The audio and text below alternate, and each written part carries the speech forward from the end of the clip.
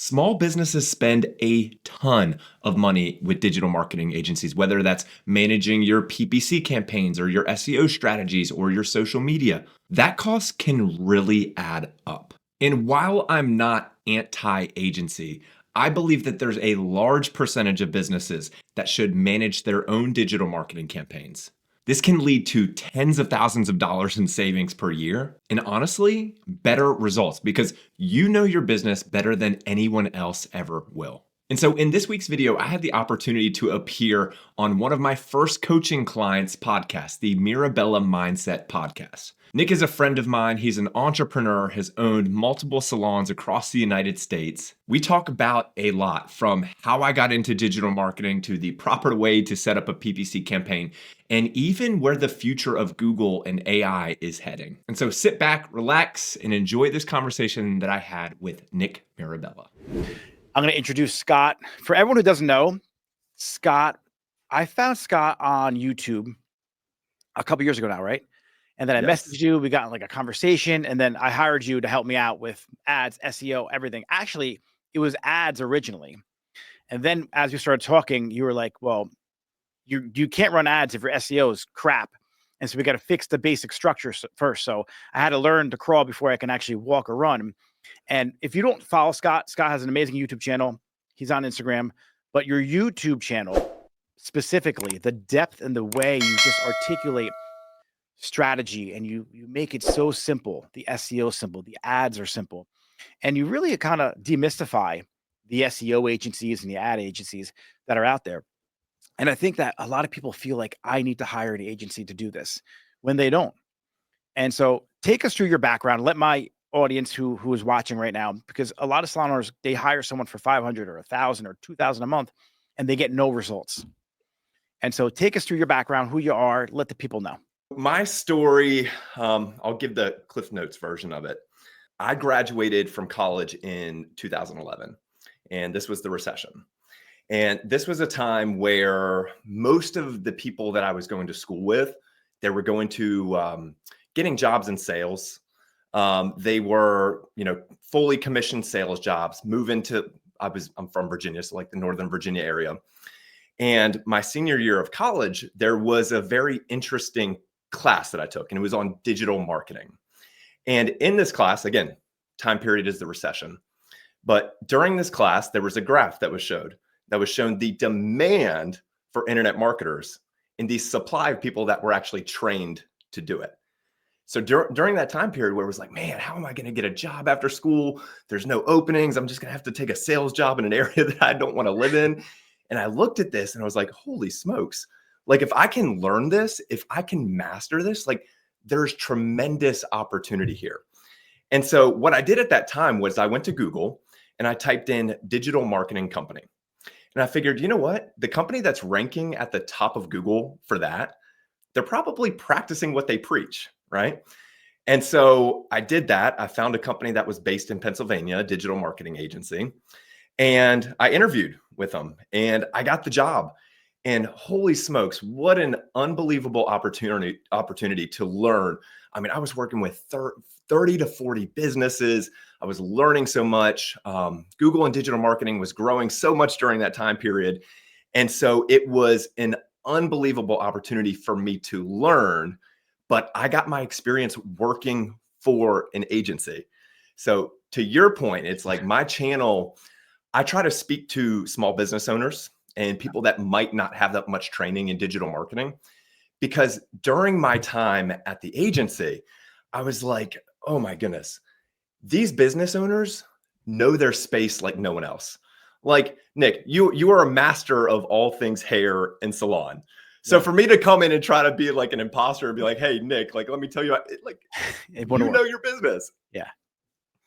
So I just thought, man, if I could help small businesses and give them the roadmap, give them some education on how to do digital marketing, if they can combine their knowledge of their business with the right path and understand it's not, you say this all the time on your show, it's not that complicated. Like, I just feel like not only can businesses save a ton of money over time, but also I feel like that can lead to the best results. It can. So That's my origin story. It's funny because as you say that, I worked with somebody, he might be even watching this video.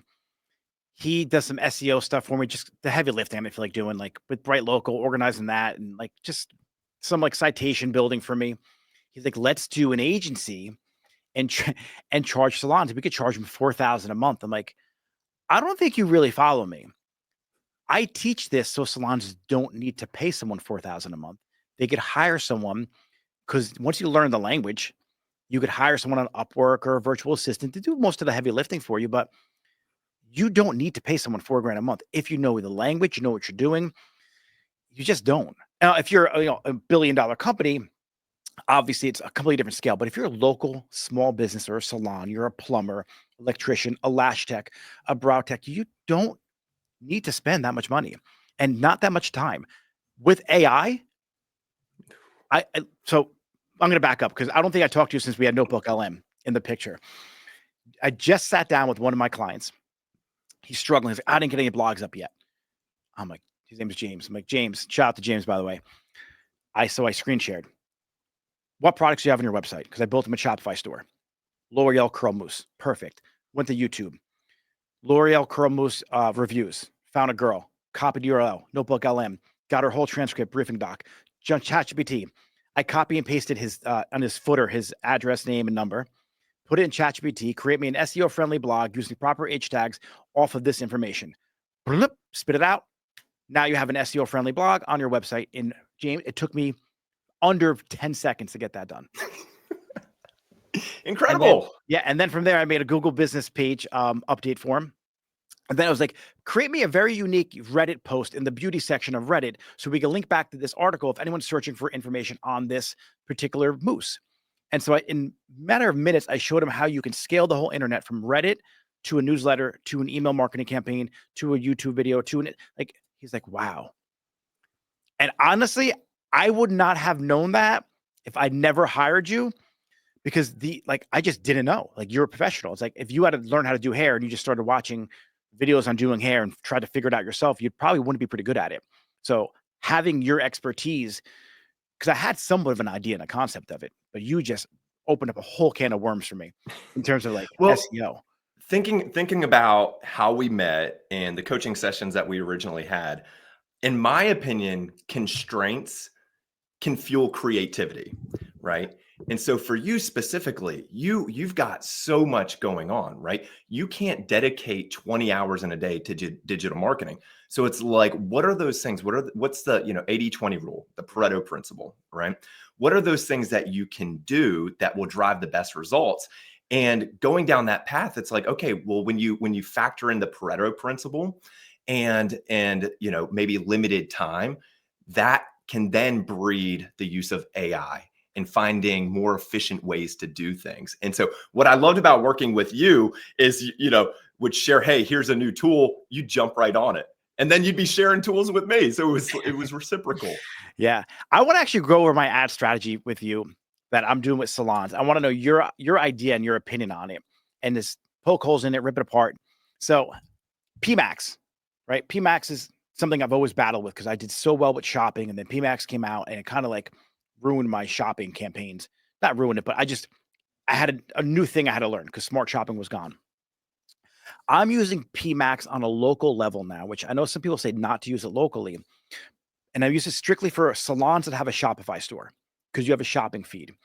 I'm using it within an 8-mile radius of my salons as a campaign that I can now capture people who are searching for a product, and I can retarget to them relatively easily to acquire them as a customer for a product, and then get them in my ecosystem for my email marketing or in-salon pickup. And I'm using that as a tool in that facet.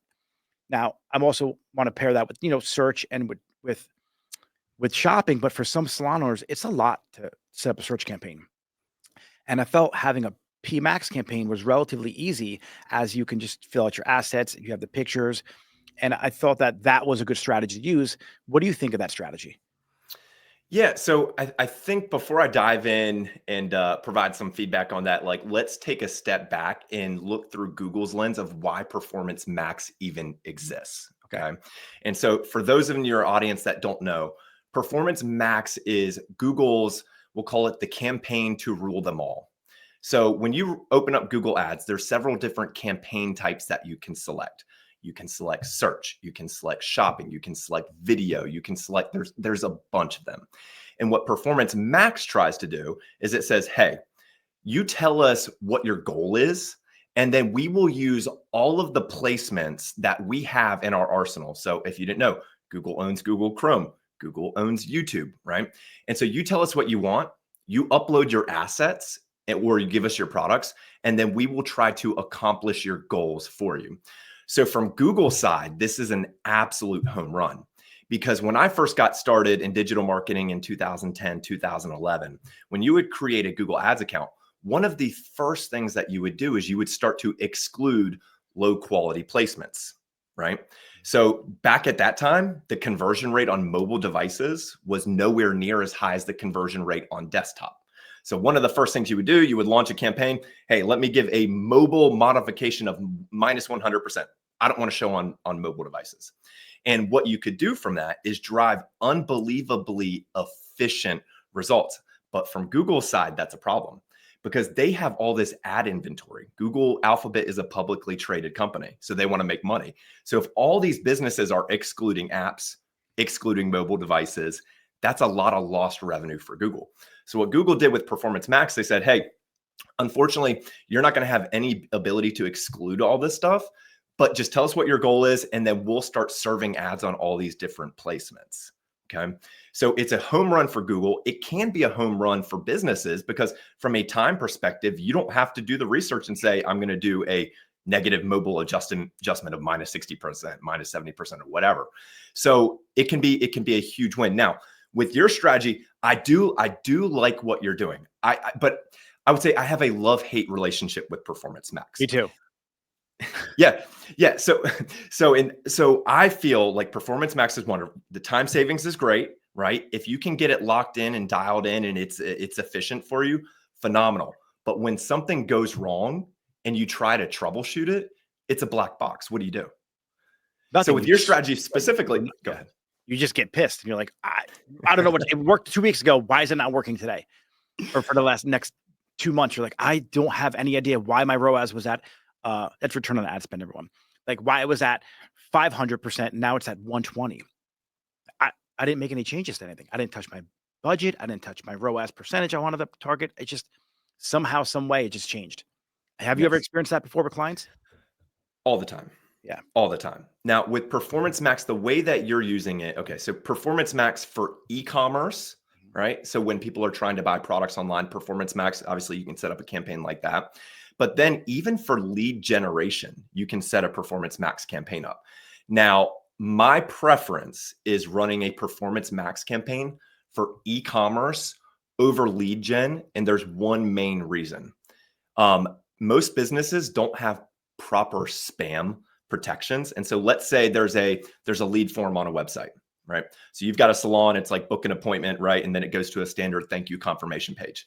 Well, what happens is if there's bot traffic or spam traffic that fills out that clicks the ad, fills out that form automatically, and then they submit.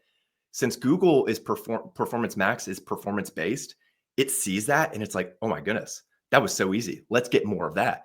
So all of a sudden, an efficient Performance Max campaign, all of a sudden you're flooded with spam submissions. And it's like, what can I do? So for what you're describing, I think it's solid. But businesses need to know the pros and cons. Pros, time saving. Cons, when it goes wrong, it's tough to troubleshoot. So would you suggest, because they have the new local campaign, I just saw it pop up for certain businesses. If you're licensed, you could submit your stuff. And then there's search and local campaigns. Just break down the difference for a person who's beginning. They got a brand new salon. I want to advertise on Google. Yes. Like, I know you should start obviously with a properly structured website.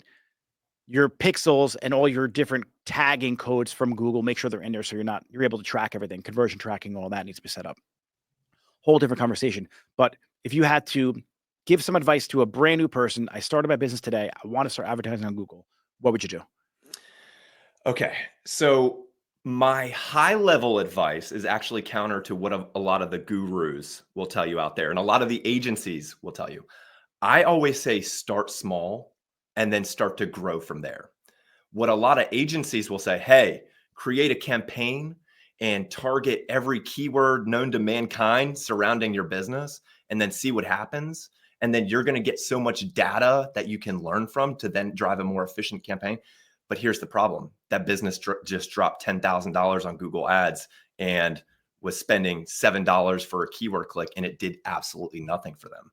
So when I look at it from the business perspective, what I say is, hey, start small. So in terms of the different campaign types you were asking, okay, so there's search campaign.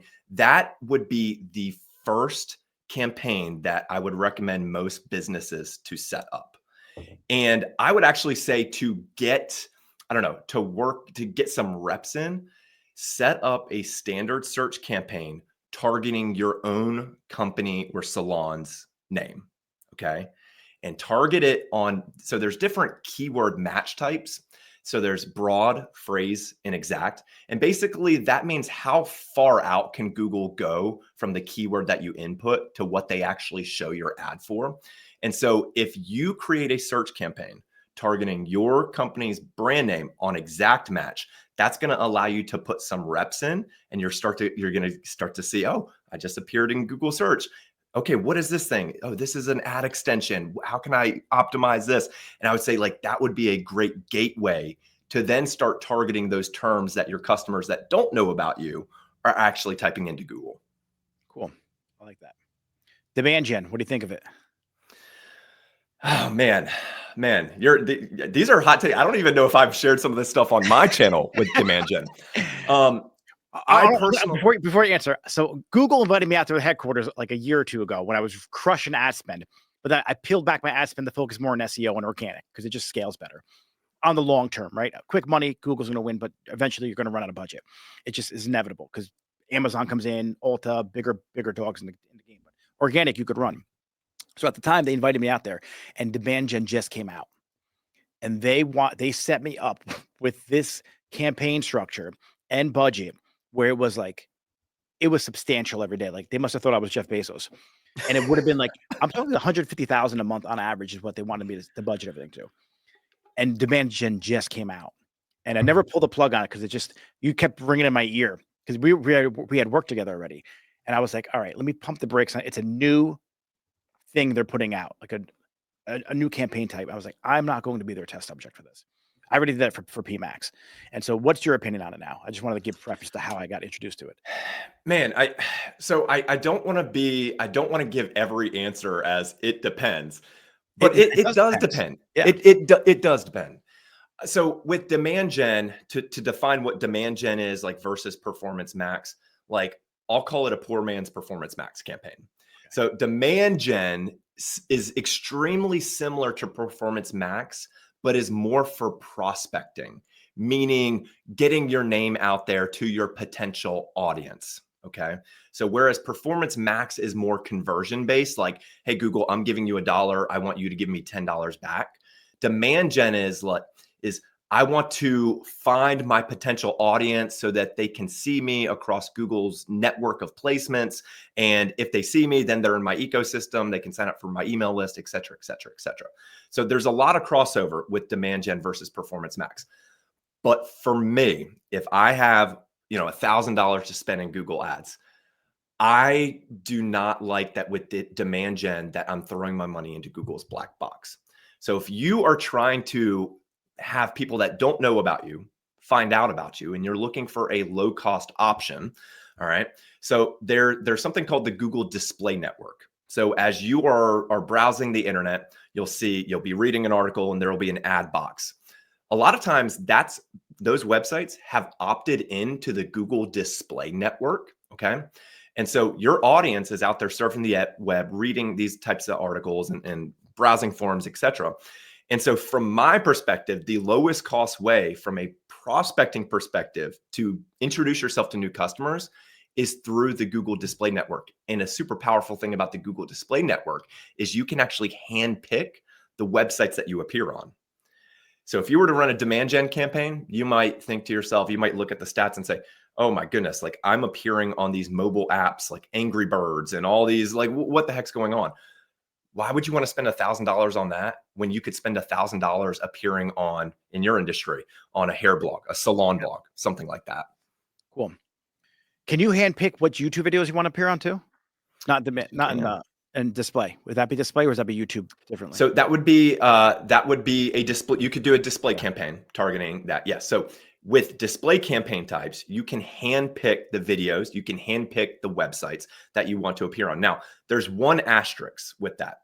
If the YouTuber, for example, if they're a monetized YouTuber, you can actually, that person can exclude different types of advertisers from running ads on their website. So they could say, hey, I don't want anyone in the hair industry to advertise on my YouTube channel. And so if they did that, you can still select it, but you might not get any impressions from it. But there's no harm in trying to see if you can get on that channel. So trying to think for YouTube, you could then display network for your local 8-mile radius then. Could you just limit to anyone who lives in Fairfield, New Jersey, who's on a YouTube channel, learning about how to color their hair at home? Your salon can then pop up on display. You can limit to that geographic audience. Awesome. You got it. Yeah. Because this is like, I'm just a nerd when it comes to stuff like this. And I enjoy it. It's like, I enjoy marketing. I enjoy the aspect of SEO. Like I really do enjoy listening to like your YouTube channel. So a lot of owners like just listen to it, learn the language. So this isn't a foreign language to you, because you're going to hire somebody to do this for you. And if you don't speak their language, you're probably not going to be happy with the result, or you won't know what you're looking at. That's even like another important thing. That's why a lot of agencies, I feel, when they start bringing people on who are really new to this, they don't understand, hey, there's going to be some testing that needs to happen. Like, especially with Google, you kind of like, obviously you could target keywords like search, but if you really want to grow a business, it's going to either take a lot of effort in terms of time, creating content, SEO, blogging, or a lot of money to get traction. You could do both very slow and steady, but if you want fast results, it's going to cost. Yeah. Right. So like for someone who wants, I mean, I did it myself when I first started. I think it was almost $100,000 in 3 months. I had no idea. No idea. I didn't know what a ROAS. I had no idea what a ROAS was. I didn't know what a campaign type. I didn't know anything. I just Shopify gave me a plugin, and it was a Google Ads plugin that I would put a budget on. And then I would get the alert saying, hey, if you spend X amount of dollars more, you'll get X amount of results more. So I would be like, yes, yes, yes. To the point where I was spending like several $1,000s a day at one point. I was getting sales, but those sales, like I was spending $50 to make $10 profit. And so if you don't have a good lifetime value of a customer, if you don't understand your customer acquisition cost. So when it comes to PMax, I'm going to go back into that again for targeting for new customers, because you have that selection in there. And so is it good for that, you think, like to just only target for new customers because you have that option on there, and then run a separate retargeting campaign? What's your whole your thought process on retargeting versus just only bidding for new customers? Where does that sit with you? Yeah. It's fine to do. I've seen businesses that have a strategy where they're all in. So when you're setting up a Performance Max campaign, you can check the box that says, hey, I want to target new customers. And then Google asks you, how do you want to define a new customer? And that's perfectly fine to do. However, if you're selling products online, it's a knife fight every single time someone searches on Google. So even if someone they had a positive experience, they purchased something from your website and they had a positive experience, right? They're going to still sometimes search Google. And if you're not appearing for them in that moment, then your competitor might get the sale. And so, yes, I think that there's one strategy that you could run Performance Max targeting new visitors and then have a really good remarketing campaign set up. And that's just fine. For me personally, I have a simple approach. I don't often do that. I leave that unchecked. I have Performance Max targeting new customers, and I have Performance Max targeting returning customers. Well, so I got my notes for you here.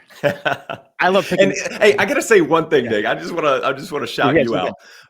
So SEO, digital marketing, PPC, it's not hard, but there is one thing that you have to do if you want to be successful, and that's just being consistent.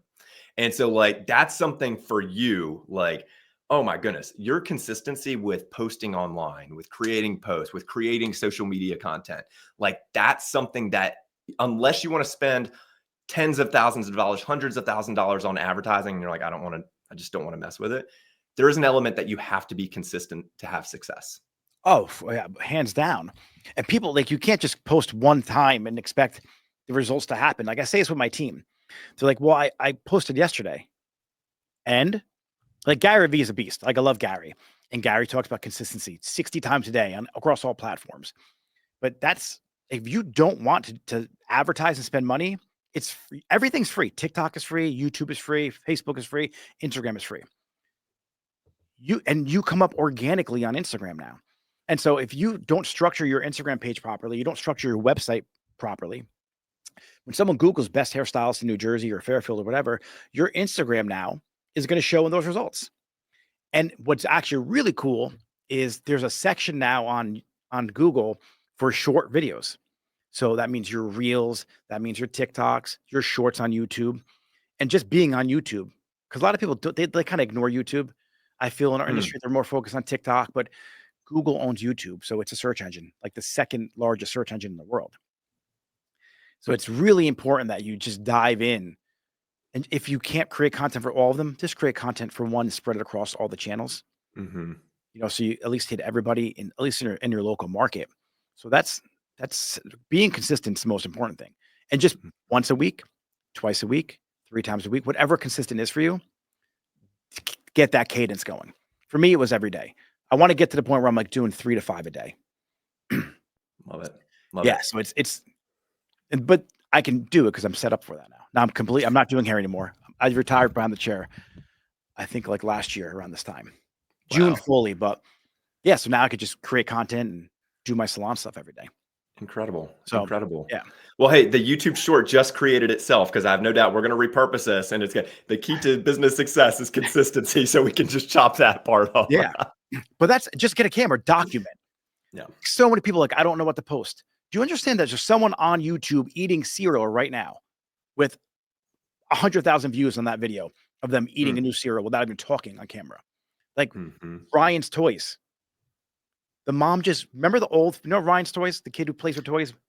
I've heard the name. Ryan's World. Keep going. Yeah. This kid, Ryan, his mom filmed him opening toys when he was a young kid. This is like 15 years ago now, at this point. He's worth like, James, look up how much Ryan's Toys is worth. A lot of money. What he did last year. A lot. He did like $50 million. Something insane. He got a deal with Walmart for toys. All they did on YouTube was she filmed her son opening toys, organically picked up traffic. Kids watch this kid open toys. Wow. Now advertising budget came in, and now he's a deca millionaire. Millionaire. He's worth estimated over $100 million. Oh. And he's what, 15 years old? Let's see. At this point, consistently just doing that. So obviously the beauty industry, that's my chance. 2024. Yeah, I turned 12 last year. Oh my goodness. So the beauty industry is $1 billion industry. If you just talk hair, beauty, things you're into, and all it does is get you around, in front of more people, they're going to either come to your salon or buy your product. And so I'm going to talk about some digital products here for a second, because I moved my business model or like my mindset around business and ads and everything I've been doing, learning about Shopify, to more of a digital landscape. And I created this thing called the personal economy. And so it's an aspect of service, product, and knowledge. Knowledge meaning like what you and I do, like you originally do coaching, mentorship, digital products. Then there's actually tangible products you can sell, which could be, let's say for me, it's obviously hair products, blow dryers, curling irons, things like that. And then you have services. So you can do the service for somebody. You can sell them the course to do it for them, or you can sell them a computer so they can actually do it themselves, just to keep the conversation easy. For me, it was I sell shampoo online. I could do haircuts in my salon, but now I could create a digital product, whether using Kajabi, I use Shopify now for that, and sell my blowout tutorial to the masses. And so if you're creating all this content, you're documenting everything, or if you own a salon and you have an internal curriculum to train your team and teach them how to do haircuts and color, you could take all of that stuff and you could create a program for that, a digital course, and sell it to everyone who doesn't work in your salon. And so now if you learn how to do it the right way with SEO organically or ads or YouTube, you could have a stream of income coming in from content you already created for your internal team and potentially make yourself an extra 20, 30, $40,000 a month just on the side for stuff you already have. And so for anyone out there who's like, I'm not good at technology, I don't want to learn it. Well, you have to kind of have a conversation with yourself because we live in an age right now where the opportunity to generate an income online is endless. It really is endless. And so for anyone out there who's like, I'm lost, you have to do yourself a favor right now. Go to YouTube, put in Scott's channel, Scott Redgate, and you're going to get like a crash course and master's degree in SEO and Google ads and everything just to bring you up to speed. Because very few people articulate things the way you do, as simple as you do. So it's easily digestible. And that's the problem. You get in there, and I follow a lot of channels, and I have a hard time following them. Like, what is this guy telling me to do? And like they're sharing their screen. But if you're lost in this world right now, I co-sign on Scott 100%, but he does it in a way that you can easily digest and you can learn it. And so you were the first one to tell me years ago about Kajabi. And so it was like, hey, this digital product. I'm like, yeah, these girls are teaching highlights on there. And then I'm like, I can do that, but I don't want to teach haircutting anymore. Like, I love the SEO stuff. I love the business stuff. I love all that. And that's how I got into coaching. It was really from you because you sparked that interest. So thank you. And all my clients should thank you too. And the cool thing is now I always knew Shopify. And so I'm going to share this with you. I'm using Shopify as my course platform now. Love it. And so I have the ability, this is a little hack. Hopefully you don't watch this and shut me down. So Instagram and Facebook, you have your Instagram shop. So you can't sell digital products on there. But if you mark it off as a shippable product and put free shipping, it goes into your shop on your Instagram. And so if you have digital products, you can actually plug and play these digital products in there as well. Same thing. Well, Google, the Merchant Center still didn't allow me yet because they're on to me. And on your YouTube channel, you can, if you sell products, like let's say for a stylist out there, if you have a YouTube channel and you're doing product reviews, your merchant feed can display underneath your YouTube channel. So it's really accessible to clients. So there's so much that's out there that you might be overwhelmed trying to figure out on your own. You don't have to, because YouTube is like the university of universities, and Scott is probably the best professor out there, I would say, when it comes to this realm. So it's been amazing just to watch you, like from day, like, I mean, you had like, I don't know, maybe a couple followers in the beginning when I mean you started first followers. Talking? Rewatch those videos, and that's another thing. You just got to start. You rewatch some of the original videos, and it looks, it's painful to watch, but you just got to start, and you'll get better over time. Yeah, it's so great to watch you, come and just start creating content now. And the thing I love is you're so smooth. Do you read off a prompter, by the way? No. Yeah, because I didn't think so, but you do it. You're so well versed and scripted, and you articulate so well. It seems scripted in a good way. Like it's so well thought out because you know your subject, right? You've been doing it long enough. Nick, you just made my day. No, thank you so much for the kind words, man. I really value and appreciate our friendship, and to tie a bow on some of the stuff that we talked about earlier in the conversation. For those that are intimidated by technology, okay, but they know their space. Everyone has an iPhone or an Android. You can pull out your phone, the voice recorder app, and record yourself just talking about a subject, right?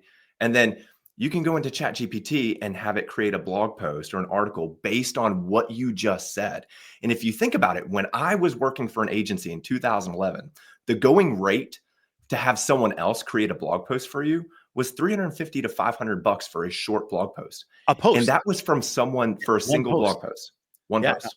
And that was, think of inflation. That's probably closer to $1,000 now. But if you think about it, that would be someone else that doesn't know your space writing an article for you.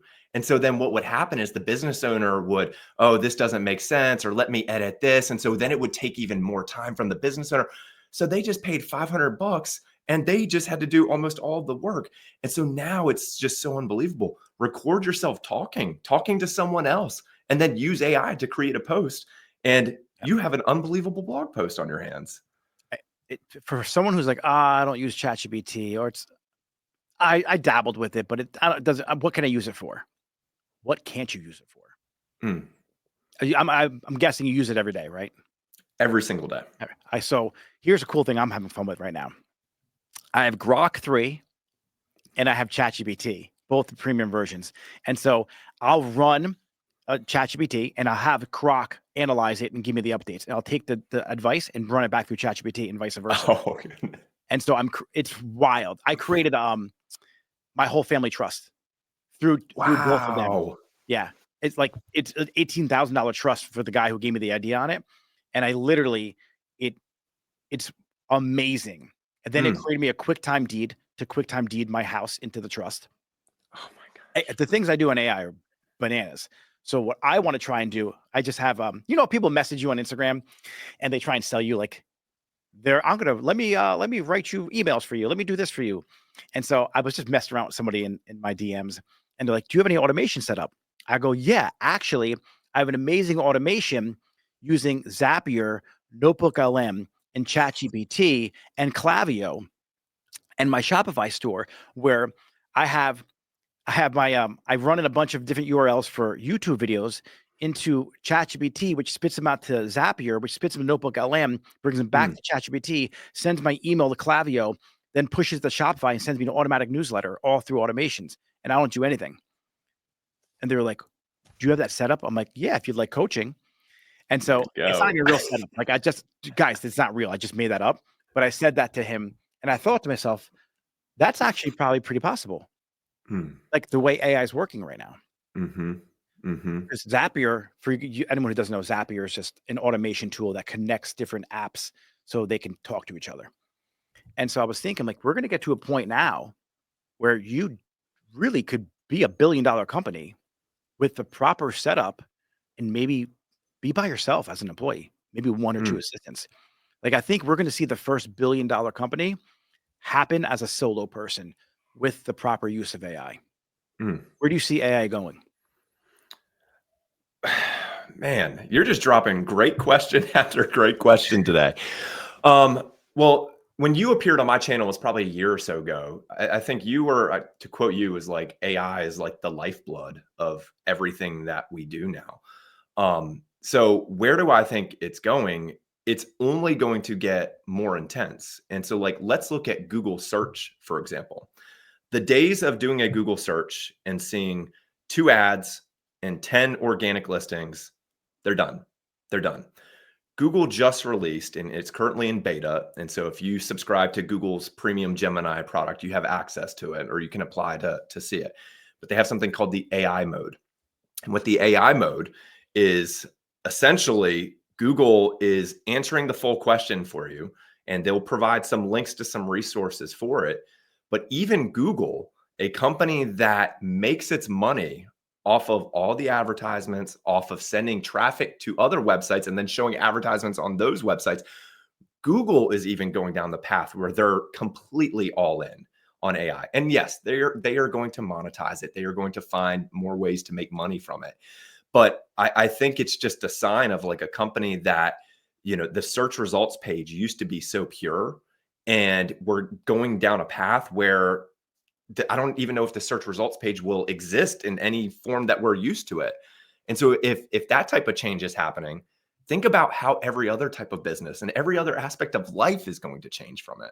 Yeah, I think it's even more important now to have a structurally sound website with content that adds value to your potential customer. Yes. Because when they search best hair salon near me, yes, you're going to come up. You're going to come up. But when they search, how do I fix a bad hair color job for my industry? I'm going to be like contextual for them.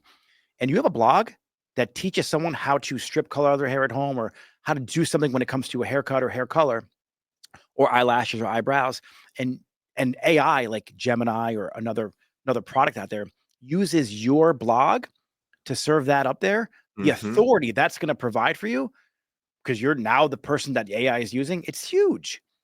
And so if you think like, oh, what's blogging going to do for me, or what's a website do for me? Because everyone's like so heavy in social media, it's everything. Like it's Yes. all going to connect the dots. So you need all of it. You really do. Yes. Let's say this. Yeah. So the Google search results page, as we know it, is changing. However, what we're talking about with having a sound structural website with good content, that's going to elicit signals that, in the old days of SEO would help you rank near the top of Google. But a lot of those same signals are going to help you become the response that the AI has. So if someone says, salon near me that does blah, blah, blah, blah, blah, you have put in the work. And so Google's recognized, hey, they've got a blog post on this. They've got another thing on it. They've got products on it. We're going to serve them as the #1 AI result based on all that foundational work that you put in. Yeah. And more, I think now it just popped in my head. All these like old school SEO hacks and like keyword stuffing and black magic type SEO stuff is AI is going to see right through that. Yes. It's gonna get your website or whatever completely blacklisted. So you got to make sure when you do hire a team or you do hire someone or do it yourself, don't take any shortcuts 100%. at all. 100%. Not at all. All right, Scott. I mean, I can geek out with you for like hours and hours and hours, but I mean, people's brains are probably fried right now. So I want anyone who's watching this right now, just pause it, go to YouTube, put in Scott Redgate, and then click subscribe to his channel, please. You have a free download too on there, right? I do. Yes. Access. All right. So Yep. go there, watch his video. He always has a call to action for that. But how can they find you other platforms if they wanted to get in touch with you, hire for coaching or anything along those lines? Yeah. So for your audience specifically, Nick, because of our friendship, so I've got a document that I came out with. It's called the AI Online Marketing Playbook. I still feel like one of the downsides of some of the AI tools, if you have no idea what you're doing and you say, create a headline of blank or create an SEO title tag of blank, there still can be a lot of inconsistencies with that until you start to understand the language. So I created a document and it's 60 prompts that I use in ChatGPT that have some of the basics and have some of those foundational elements already built in. It's called the AI Online Marketing Playbook. You can get it at scottredgate.com/playbook. And for your audience, Nick, if they type in the promo code HAIR, they will save 25% off. Oh, that's awesome. See that, guys? Spreading the love from everywhere. Scott, honestly, thank you so much. It's been a pleasure to finally catch up. We've been chatting in the Instagram chats for a while, trying to get this set up. But yeah, I want to just thank you again for everything you've ever done for me on the coaching level of things, and all the content you put out is just, it's immeasurable how much it helps me on a day-to-day basis. Like just today, your timing for PMax campaigns, well, like time management for your ads, like when to show them, when to not show them. You just came out with that video not long ago, I don't think. Yep. I commented today on it. You see the comment? Yeah. Replied. Yeah. I got to look at this, the reply for that. But yeah, I learn every day from Scott. The cool thing is this is your space. And so it changes so fast. Like this whole digital landscape of marketing, everything you think works right now could literally be completely obsolete in 6 months from now or be dramatically different. Like the foundations are going to be the same. So it's important that you just subscribe to people that you trust and just to keep your finger on the pulse of what's going on in the industry. So you're not lost and you have your team telling you one thing that you hired and it's really not relevant anymore. I see that happen a lot. So everyone who's watching right now, go follow Scott. Scott, thank you for spending this afternoon with me and enjoy your son's soccer game. Yeah. Thank you, Nick. Yeah, Always a pleasure, my friend. Thank you. James, we're going to kick off.